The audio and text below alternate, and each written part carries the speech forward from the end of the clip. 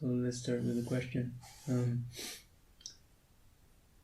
Does meditation lead to the cessation of craving? Or does one need to understand the cessation of craving in order to meditate?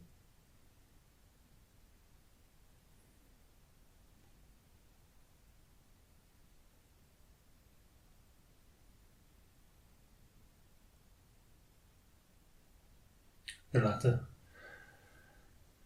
So then why do the sutta say that, for example, why is it that only an arahant is free from craving?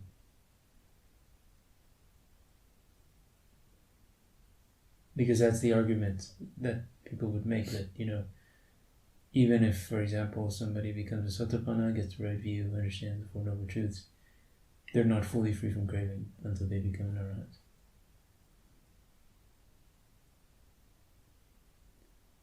Yeah, but then there is a distinction between being fully free from craving, which is the arhat, and actually rightly seeing that craving is the origin of suffering.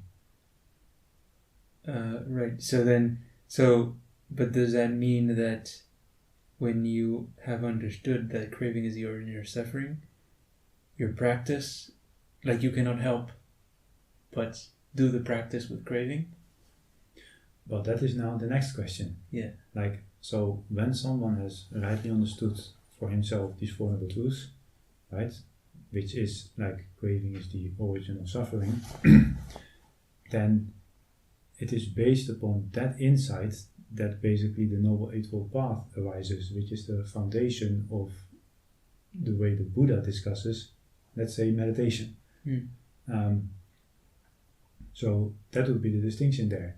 But then to say that one is making progress along the Noble Eightfold Path based on craving would be contradicting that very insight, which is the Four Noble Truths, namely that craving is the origin of suffering. Yeah, because if you have understood the cessation of craving, actually, which is the understanding of the Sotāpanna, then why would you keep acting out of it knowingly, with the excuse that it's the force that propels you in the practice? Yeah, so quite the contrary. It seems to me then the understanding would be that you want to avoid acting out of craving, which is how you make progress along the Noble Eightfold Path. But so then, what if then somebody says, but how can you make effort? If you just give up all craving, then you just don't do anything and you just sit there kind of dead. Yeah, that is how it would seem for someone then who has not, let's say, fully understood these Four Noble Truths to the point that the Noble Eightfold Path arises. They cannot help then, it seems to me, but think in terms of craving. But what we could do is take that as a starting point, let's say the ordinary person perspective, take a peek, let's say, beyond the fence, so to speak, and try to find out what are then, if it's not craving that is the determining factor for progress along the Noble Eightfold Path, can we then clarify which factors allow that noble disciple to become an arhat?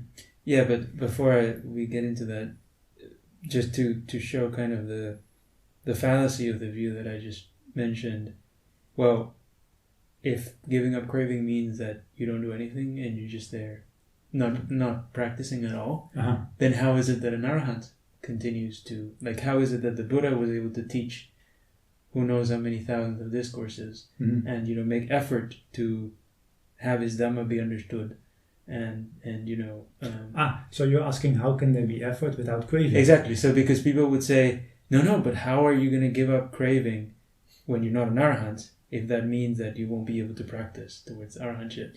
Yeah. So how can there be effort without craving? Yeah. This is not a question. Yeah. So because that's exactly as you said, from the point of view of an ordinary person, they cannot separate intention from craving. It seems like it's necessarily bound up together. And so unfortunately then, most approaches to meditation today kind of, instead of pushing people to develop their view and see that those things can and should be separated, it's like, no, it's okay. You just need to find a better type of craving, a better type of delight, a better type of attachment that's going to like, progressing and refining your attachments until you have no attachments. Yeah, meanwhile, you keep justifying just that same craving and attachment in the name of refining it, and as long as you keep justifying it, you're not abandoning it. Yeah, the thing is, you know already that it's unwholesome, or like you know already that you're acting out of attachment. So whatever attachment is left there for a noble disciple that he doesn't understand, or that he hasn't seen for himself, it's there because he hasn't seen it. Not because he's telling to himself, oh yes, I know that it's there, but because for now I'm a noble disciple, I won't deal with this. No, it's precisely because he's not aware of it that he hasn't dealt with it. But no, these people are saying, no, I'm fully aware that these whole jhanas and meditation and everything is just delight in sensations and stuff even. And yet, it's fine because thanks to this, I don't give in to the sensual, coarse things in the external world that I used to give into. Yeah, but that's quite a problem, because in this kind of view, like, that implies that the object is the problem, and as long as you keep refining the object, that's fine, because eventually the object becomes so refined that craving is not there anymore. Yeah. And that totally overlook the fact that craving is an attitude towards the object. Exactly. Then, like, if you maintain the view that the object is the problem, freedom is impossible, because there will always be an object. And that's pretty much why, with this kind of view, they would try to kind of lay out the path, like how it's going to pan out in the end. But very rarely do you actually see that they say, no, I know for myself that that's going to be, that this craving is going to disappear eventually. It's kind of taken on faith. That by just refining it and refining it and refining it, it's going to fade away eventually. But like very rarely would you be able to see someone who says, no, I know for myself that by taking this route, craving has actually faded away. And that's because that's not how it works. Like you cannot, like dividing something by 2 or by whichever number, an infinite amount of times still leaves you with something. Yeah. So the as you said, it's the attitude of craving, the attitude of expectation, the attitude of wanting that needs to be put in question. And it's by recognizing that as the issue that you would abandon craving. So that then leads to the next point. What did the Buddha say is the origin of craving in the most fundamental sense? Is it just an energy that's kind of there on its own, kind of like primary to everything else, or does it have a kind of fundamental basis? Feeling. More fundamental. Ignorance. Yeah, exactly. So that's a point that's overlooked there. Craving is there, and everything in the whole massive suffering, the whole Pacchissamuppada factors is there because ignorance is there. So then it's not a matter of like, oh, craving is there because I haven't practiced for 20 years, like destroying this energy that's there little by little. No, if you were to stop being ignorant today, you would have no craving today. So because craving is like, ignorance creates a space for craving. So when that space is not there, then that's the only way to, like, you have to remove the space where craving kind of finds an entry, not like deal with the craving itself and try to diminish it. So that's what the Buddha said. It's with the complete fading away of ignorance, which was the root of everything. Everything else gets destroyed like a kind of a series of dominoes or something. So in the context of the planetary nation. Yeah, exactly. So that's where, because usually, when it's because kind of the common denominator most of the time is the management, then what you're really confusing with craving, or what you think is craving, is more like, how do I refine my feelings? How do I make them smaller and smaller until, there isn't craving because you have managed your feelings so well, not because you have actually uprooted the liability to craving by abandoning ignorance. Mm-hmm. So, having said that,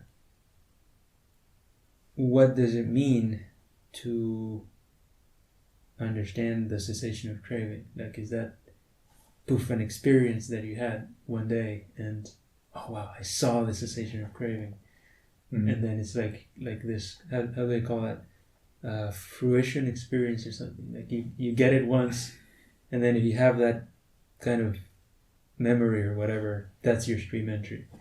Yeah, and then you've got all the review knowledges based on that. Yeah. And then before you know it, you're properly lost in the commentaries. But if you get Alzheimer's, then everything is gone.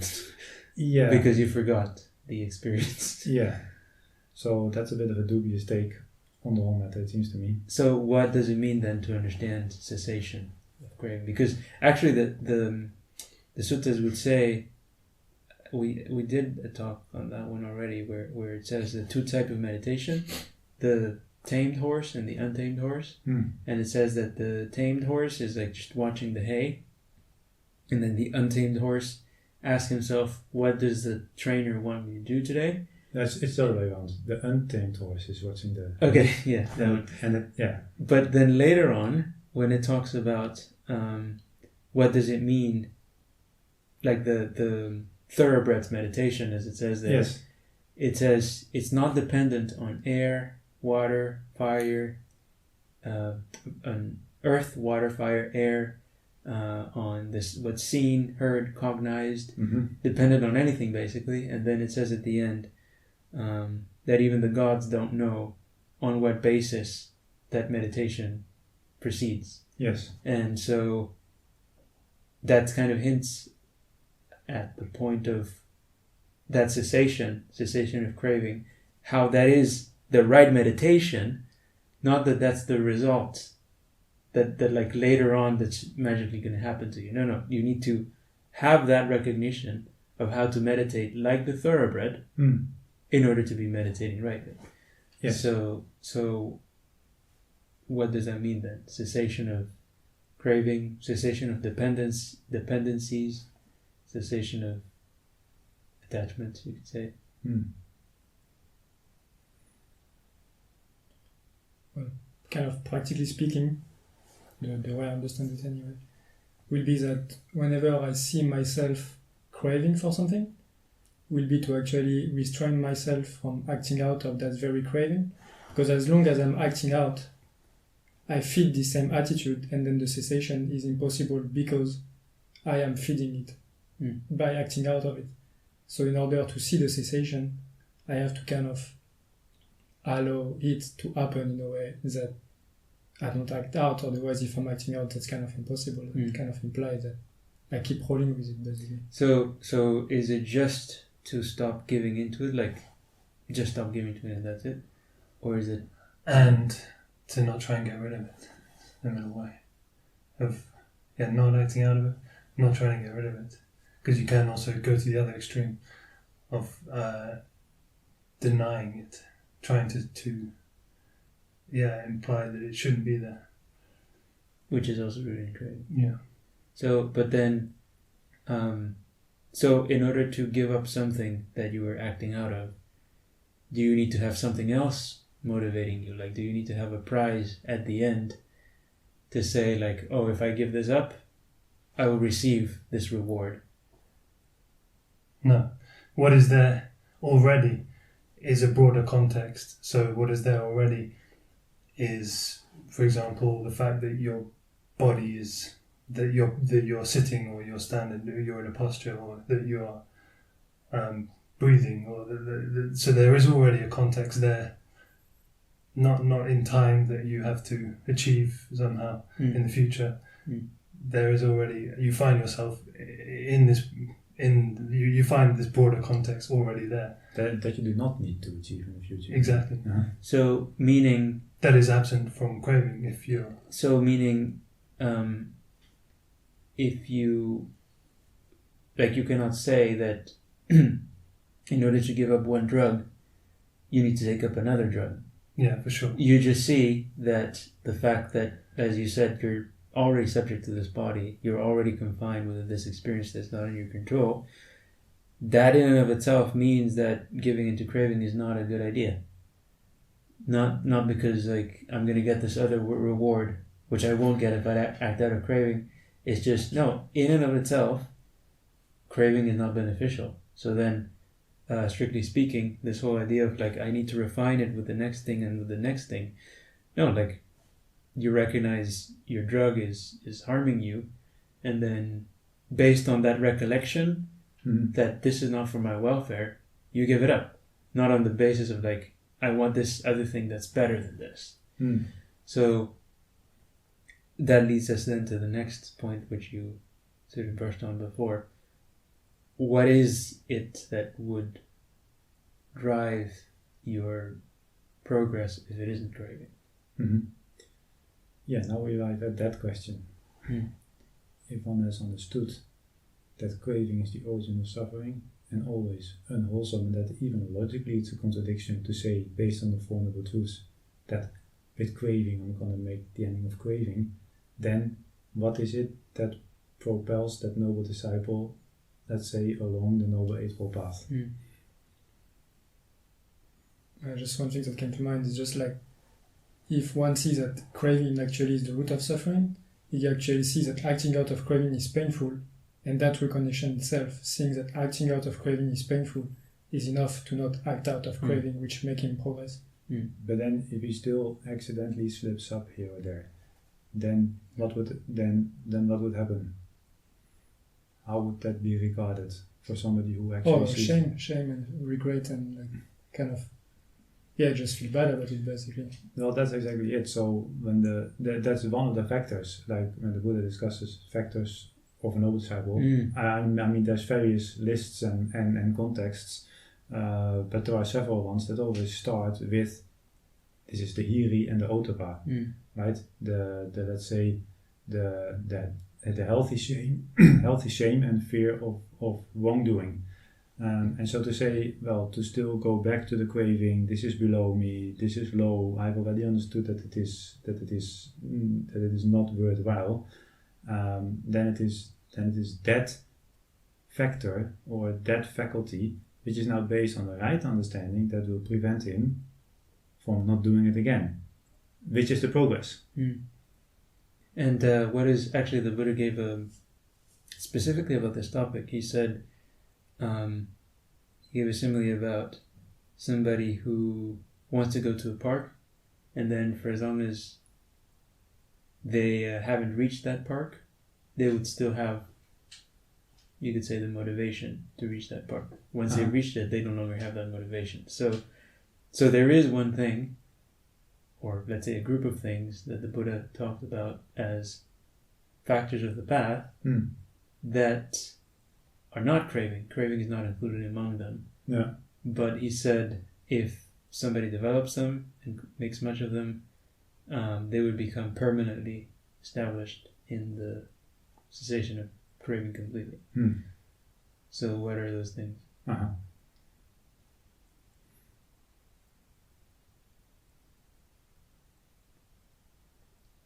The enlightenment factors? No, not specifically.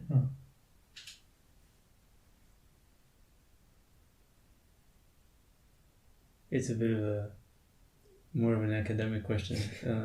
So it's the the four quote unquote spiritual powers.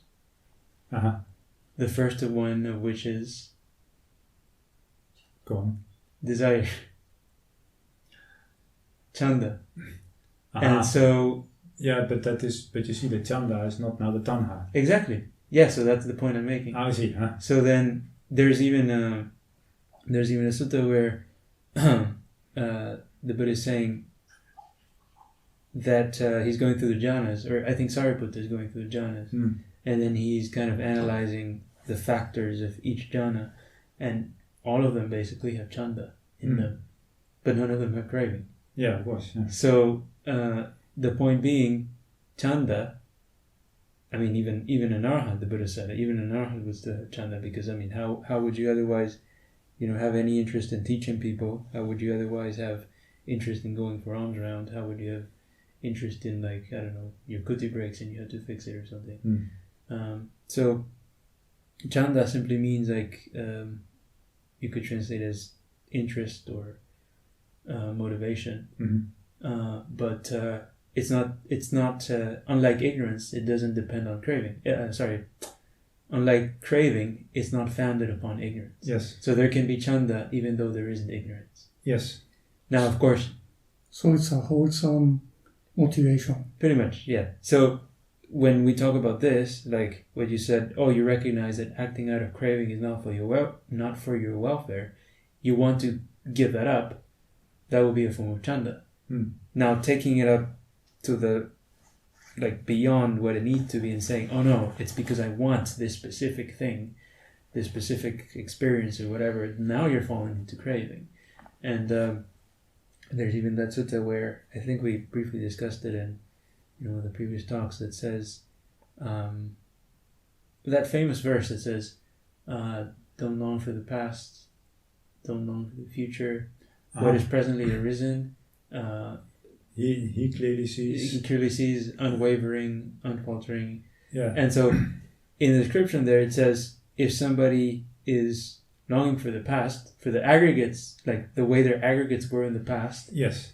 and they delight in that, then that's, it says, so that's running after the past. And then, if somebody has a desire for the aggregates to be a certain way in the future, doesn't matter which way, that in itself is another form of delight, Yes. craving, you could say. Yeah.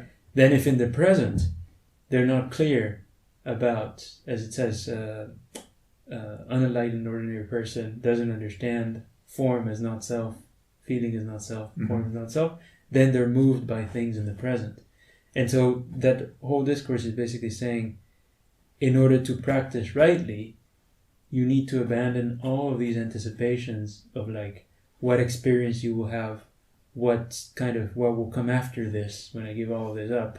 The goal is right now, what is there, this feeling that has arisen, this pressure that has arisen, this craving that has arisen, don't act out of it and don't give into it. And then if this kind of desire arises, like, what's going to come after? I want this or I want that, or maybe this is that going to be the Nibbana that I read about in the suttas or whatever? Well, that's now something that's presently arisen. And if you give into that now, again, you're acting out of craving. Yeah. So that's how you keep yourself balanced. And that's how you are basically, while being effortful and diligent, you're also patient. That's how there ceases to be a kind of discrepancy between those two, because, for people it would seem like, either I am just like fired up, craving really hard for this arahantship or whatever, or I'm just I don't care about it, I just give it up and I'm content with being a puthujjana. Some sort of divine laziness which is missing the mark also. Yeah, but you recognize the point of diligence, but you don't overstep. You recognize there is a need for diligence, but it applies to what is presently arisen, not for you to try to get things that you don't have, even if it's experiences. Or to get rid of things that happen to be the case now, exactly, for that matter. Yeah, because then, as it says, you're moved by form, feeling, perception that has arisen. Trying to get rid of it is another form of taking it as mine. Because otherwise, why would you try to modify something if you know that it doesn't belong to you? Now, would you say that this could be a description of the thoroughbred's meditation on how it doesn't depend? Pretty much, yeah, exactly. Yeah, that you could make that connection. But the important point is to recognize that, that in itself could be a contemplation that if somebody really kind of takes it to the full extent, obviously on the basis of training on a practical level, of virtue, sense restraint, and the gradual training, that they try to differentiate. How can I have chanda? How can I have an interest? How can I have motivation for practice without it being craving? Yes. And so, for as long as you don't have the right view, that has to seem to some extent as a paradoxical situation. But then when you actually understand craving, you see, oh, well, this was redundant all along. There was no need for this. So the chanda survives the falling away of the craving. Exactly. Yeah. And so that's the entire piece that the Buddha talks about, like the 7 enlightenment factors.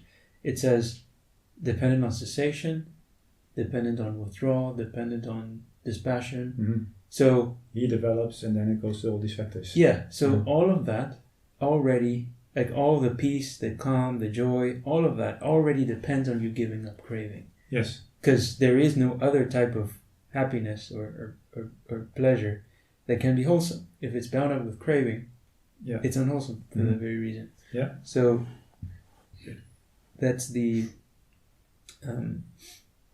main thing to recognize as well is you cannot justify you cannot justify any instance of craving if you're aware of it. There will be things that, inevitably, especially if you haven't trained, and the gradual refinement that does happen is a refinement of the gradual training, like as we've spoken about before. But that's a refinement of understanding. Exactly. Not like making the craving more subtle. Exactly. So if you haven't refined that, then for sure there will be instances of craving that even if you try, you won't have recognized them. But the stuff that you do recognize, like if you break a precept, you don't like, oh, this is fine or something, later I'll give it up. No, if you're aware of it, the diligent thing to do is to restrain it and prevent the transgression from occurring. Yeah, that's already a good attitude to have from the beginning. And then there's also this one discourse in the Majjhima Nikaya where it in fact says that if a noble disciple would transgress training rules, he would not leave them. If a trainee does that, he would not leave them unbroken, precisely because he now understands that you cannot break the important ones without there having been craving involved. Yeah. So that's bound up with this healthy sense of basically shame and fear, knowing that goes against that principle which has now been understood. You, at least for yourself, you don't want to have that situation then enduring. That would be a bit of a contradiction. And the thing is, there's even this sutta where it is kind of a late sutta, and some scholars argue that maybe it came later, but the principle is perfectly sound. This grade 40 sutta that says there's a right speech, a right view, mundane right view, and separate mundane right view, mundane right intention, separate mundane right intention. The curious thing is, it doesn't go all the way. It doesn't say that there is mundane right effort and separate mundane right effort, or mundane right mindfulness and separate mundane right mindfulness. It stops at right livelihood.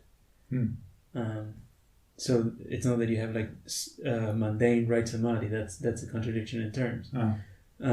But the point there being, it says when a noble disciple is practicing right speech, practicing right action, it says he does so with a mind that's free from defilements at that moment.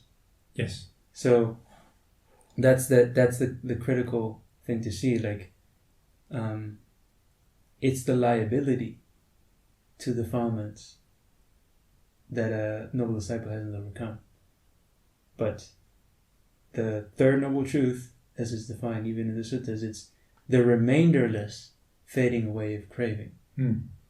So it's basically just that they haven't been established in that. But they know the full cessation. Exactly, yeah. And there's even another sutta that says, what is the right practice and the wrong practice?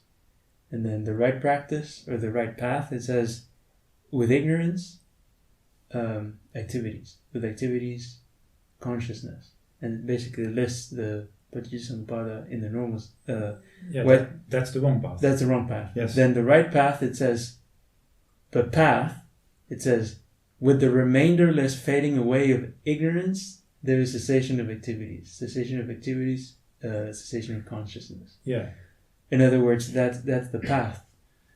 Yeah. So can we say that there is this general principle that in the sutras they also talk about development, right? Or bhavana, like there's many sutras which says a noble disciple develops enlightenment factors or noble eightfold path, and that it's very easy to assume that the development is always positive, going towards something Exactly, yeah. based and so on. Whereas the whole Dhamma has this negative. It's timeless. As we discussed it's before. timeless, but it's got this negative ground. Not negative in the sense that it is depressing or anything. It's not an emotional connotation, but negative that it is based upon cessation, giving up, dispassion, Yeah. relinquishment.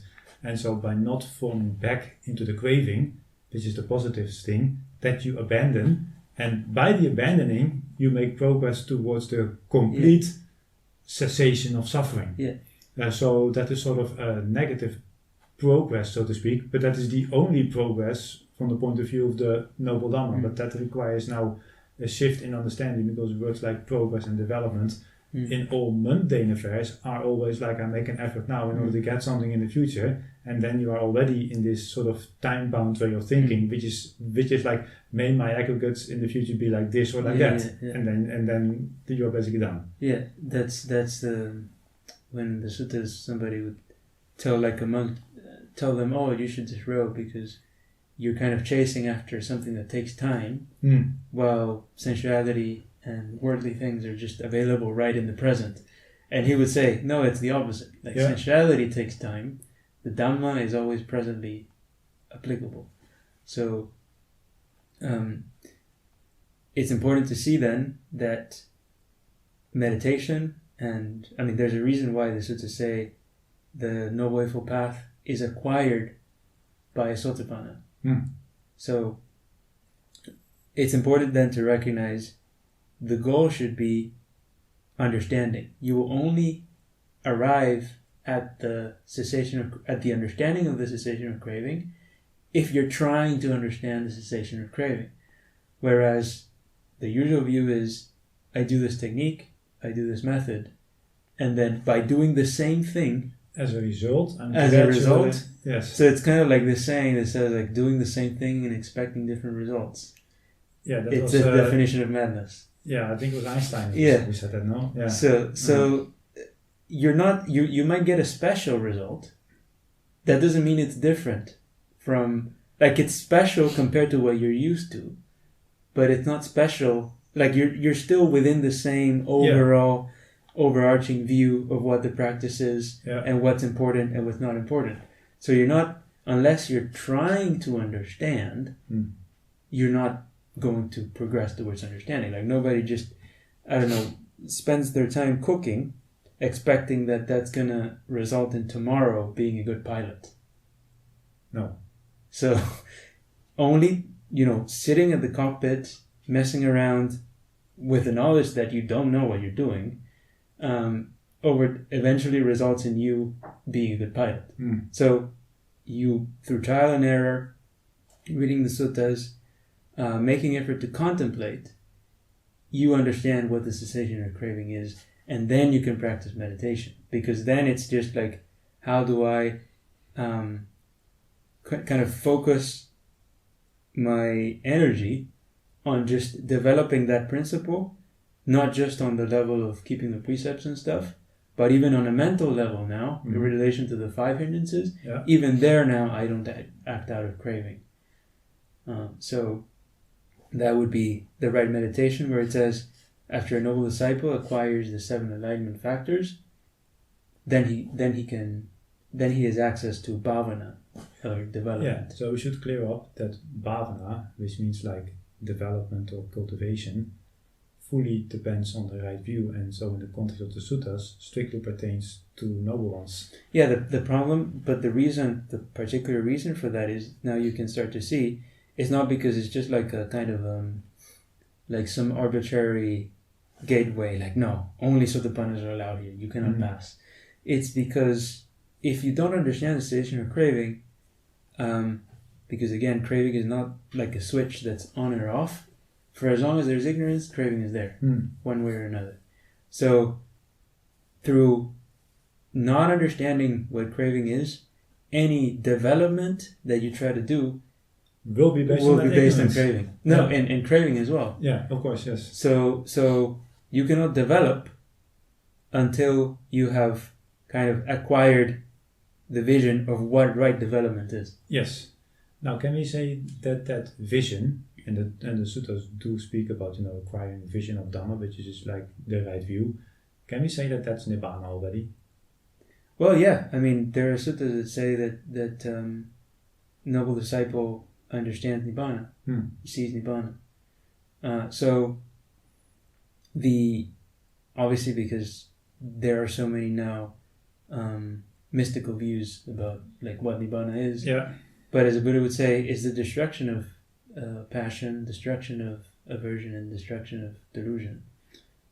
Destruction of craving as well. Yeah, and because he sees that, the sutras also say he can practice the straight path. Like, he's not going like this, because he knows where the full cessation of suffering takes place, because he understands right here and now what is the cessation of suffering. Yeah, it's not like a fruition experience that you close your eyes, sit there for 2 hours, and okay, I got Nibbana again now. It's whenever you're going, walking, sitting, lying down, abandoning passion, aversion, and delusion. Regard to what's seen, heard, tasted, cognized, sensed, planned, expected, anticipated, abandoning craving in any instance. That's what Nibbana is. And that is what the right meditation would be as well. Yeah, exactly. So only then, once you have understood how to be like, you go, as we said before, you go this way, you're acting out of craving. You go this way, you're acting out of craving. But you're also not standing still now. Exactly, yeah. So inevitably, Puthujjana is going to be going one of those two routes.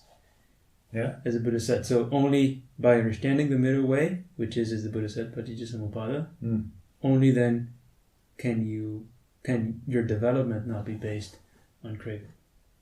On giving up craving. Your development would not be based on would not be based on craving, exactly. Yeah.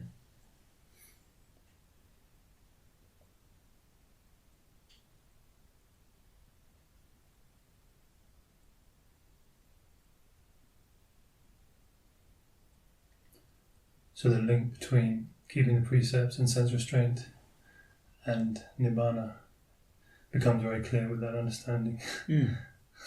Well, yeah, because it is a extinguishment, quenching of craving on that level. On that level, yeah. And then there's more refined levels. Yeah. There's the mental level, the verbal level. Yeah. So quite the opposite from being like you're shifting the craving, you're removing the craving in more refined levels. Yeah, instead of bringing the craving with you, you peel it off. Yeah.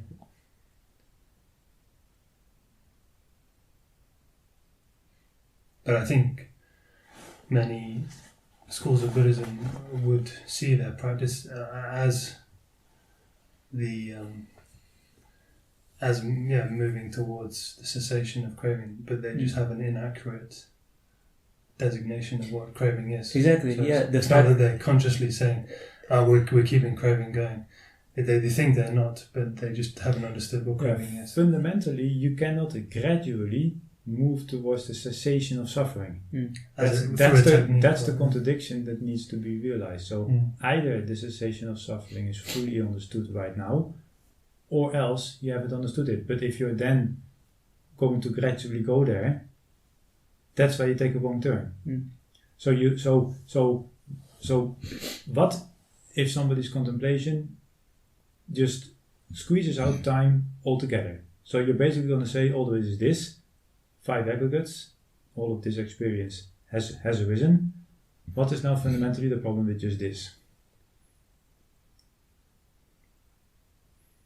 Would such a reflection go anywhere based upon what we have now just discussed? There might still be this pressure to envisage a future where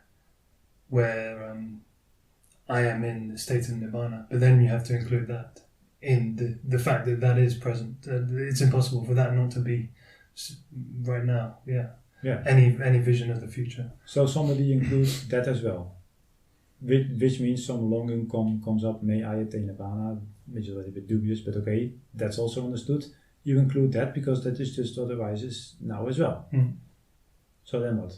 You just recognize that, understand that as you just explained. Then all there is what we find now. 5 aggregates doing their own thing. What's the point with that? Well, are you asking like what the practice is there from that position? Or? Yeah, if somebody questions himself like that. Well, then there will be the mind trying to get you to crave. Or the mind will be at some point dragging you towards ill will or greed or distraction, and that is the practice. Then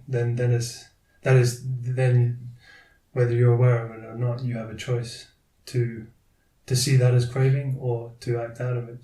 And that so it's not like you're in a position, as you describe, of being an arhat. There is ignorance, there is beginningness that one finds oneself in. Sure, but ignorance can also be dispelled, otherwise you would be lost. Otherwise you would be lost forever. Yeah. But we have said that that in a sense craving involves time, and so we have taken that out of craving. But I'm now trying to find out if we just take time as a factor, and we're just going to stay with what is. I would say that the thing is that could easily also drift into the direction of mystification. Sure. Because yes, you can. Well, going back to that sutta that we just talked about, you can kind of dismiss the past. You can dismiss the future, but in relation to the present, that's precisely where it says, uninstructed ordinary person who hasn't seen the noble ones takes form as self, takes feeling as self. Yes. So that's like the last part that you cannot really go past without the right view. So the person can give up expectation of like Nibbana or whatever, but then they would fall into the view of glorifying the present moment, of like saying like, oh yeah, I'm perfectly content with what is there now, with the present, just this, it's just this. And ironically then, that's overshooting the mark, because now they're kind of pretending like there isn't ignorance, that everything is just fine. Yeah. But that's not the case. No. And why does that happen? Well, again, because they went in that direction of development, pretty much, instead of the direction of clarifying their views before they even tried to, go into these more subtle aspects of giving rise to the joy of the present moment or whatever. Again, only when you have understood how to not have craving, would that thing, would any kind of rotation of such kind be wholesome. So, as the Buddha said, it's whether it's a tiny bit of excrement or whether it's a lot, all of it smells the same way. So whether it's a tiny bit of craving that you're acting out of or a lot of it, none of that is in a way of path. Yeah, so there can be craving also to just stay with what is. Just to be clear. Yeah, exactly. So everything I just described, like it's not that if you just stay with what is and you sort of abandon the past and you abandon the future, that craving is only in the past and in the future. No, on the contrary, it can also be in relation to what is. So that sutta that you were referring about then says, and he sees with clear understanding, this has arisen. Yeah. And so then he also abandons passion for the present. Yeah. He doesn't take refuge in the present, as some people would say. Yeah, exactly. Like take refuge in the present moment or something. So, which is kind of a contradiction in terms, because it's like, oh, I go back to the present moment, but that implies that you run away from where you come from if you go back to something. You're conceiving the present moment, which is. And actually, I was going to bring this up before, but I forgot about it. There's one sutta that says, based on craving, one abandons craving. In the same way it says, based on food, one abandons food. Based on, what was the other one? I don't remember the other one, but I think there was 3 of them. And it says, but then it gives a description. It doesn't say like, based on the no Eightfold path, based on practicing samadhi that's still rooted in craving, he gives up craving. It says, here, somebody hears such and such a person has become an arhat.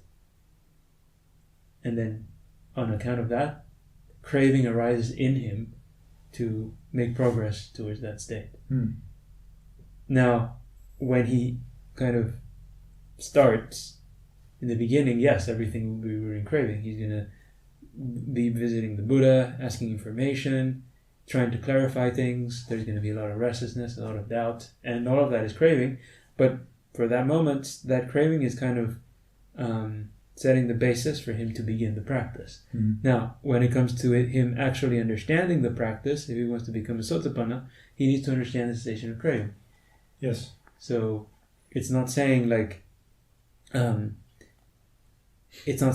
that's just going to continue forever or something. No, that's what puts you kind of like in the vicinity of the Dhamma. It's almost faith, basically. Like, if he could do it, I can do it. Yeah. So let me crave or make effort. But then that faith needs to be upgraded. That understanding of craving needs to be upgraded. But something is planted there, basically. Yeah, and so then he would, if he gets the right view, then he would understand, oh, yeah, that craving initially led me, or in order to get the right view, he would have to understand, yeah, that craving initially led me to want to practice, but now, as I said before, I need to be able to separate this craving,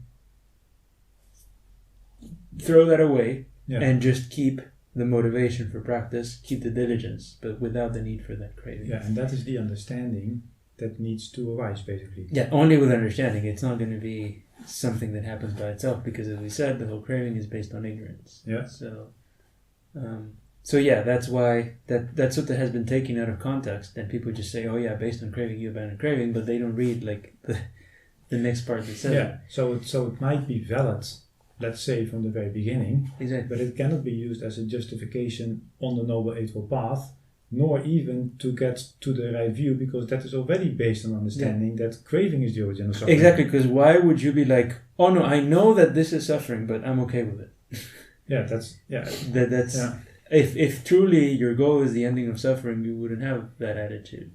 Like, oh, I know that this is giving me cancer, and I'm trying to give up cancer, but no, it's fine. I'll keep it there for now. Yeah.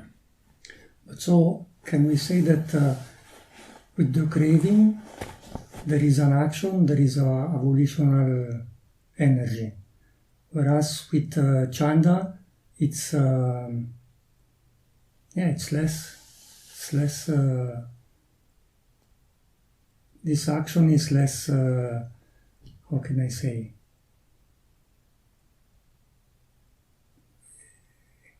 Yeah. You mean the intensity? The intensity of the action? No, in the sense, although when it say that there is no more action, it just you find it there, and so is there. Yeah, I'm not clear about the difference between this. So, yeah, that would be a good thing to clarify. So, what do you think would be like a good measure of just some example of an action when it's just chanda and when it's actually craving? Yes. How would you be able to tell for yourself? Because externally, it might look the same. Like some people might say, oh, some people even blame the Buddha, the ascetics and stuff, when they saw him eating like normal food. They thought, oh, he's just acting out of craving. So, since you cannot measure it by the external standards necessarily, unless the person is like breaking precepts and stuff, how would you be able to tell for yourself internally what is more like just chanda and what is clearly craving? I don't know, because in one sense, if you see that it's craving, you are understanding it, and so you are going more towards chanda. But since there is ignorance, what is there when there is craving? And the action, the wanting, the pressure. And and how is that felt? Unpleasant. Yeah. So there is suffering. So in other words, when there is craving, as always, there's going to be suffering. So the main kind of practical rule of thumb would be, if something's rooted in craving, or if you have a desire, let's say you have an interest to do something, if that interest is infected with craving, the effect of that is going to be, if you don't do it, you're going to suffer. Yes. If it's just chanda, then you don't do it, it's not going to be a big deal. Because there is no passion involved, because there is... But that's how you would measure the presence of passion or not. Like, not by necessarily kind of how, like the external qualities of the action, let's say, like how much you did or how much effort you put in. Mm-hmm. It's more like, how much would you have suffered if you couldn't do it? So like... And that is on the level of reflection. It's not that you actually need to do it or not do it. That's already secondary. Yeah, it would be based on pretty much recognition and self-honesty. Like, this mind is like a trained animal.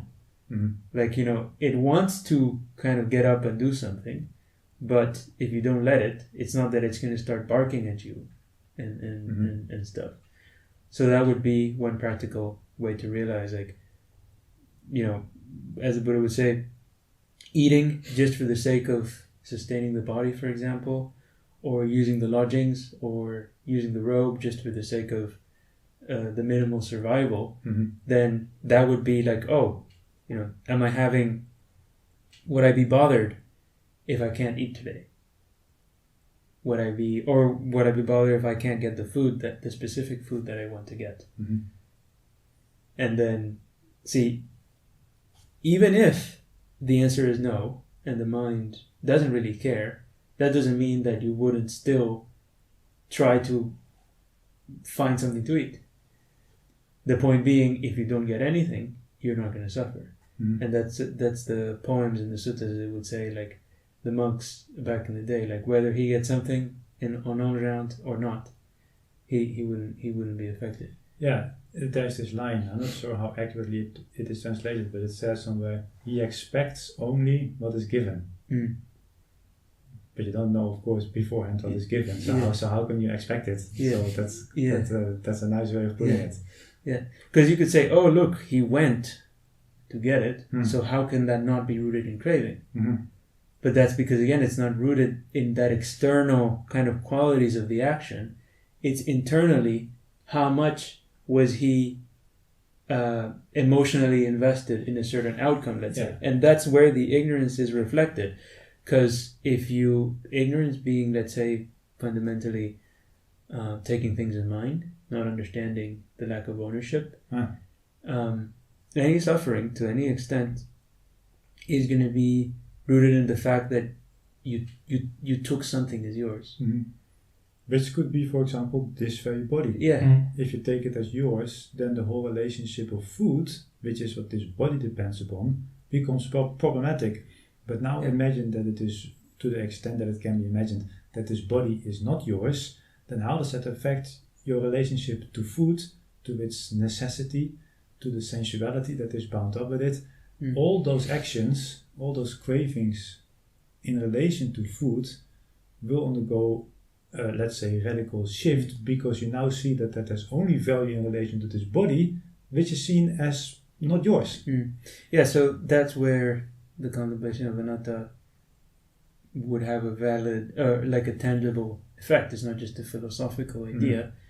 It's precisely in this context of, does the mind actually have these desires and obsessions still or not? Yeah, and with rope and lodgings is of course also directly bound up with having a body, because you want to protect yourself from elements, from sun, heat, animals and stuff, which is what the lodging does. Lodging is basically sort of a further extension of your rope. Your rope you have on you, but then you go into the lodging for further protection, but it's the same principle. Mm.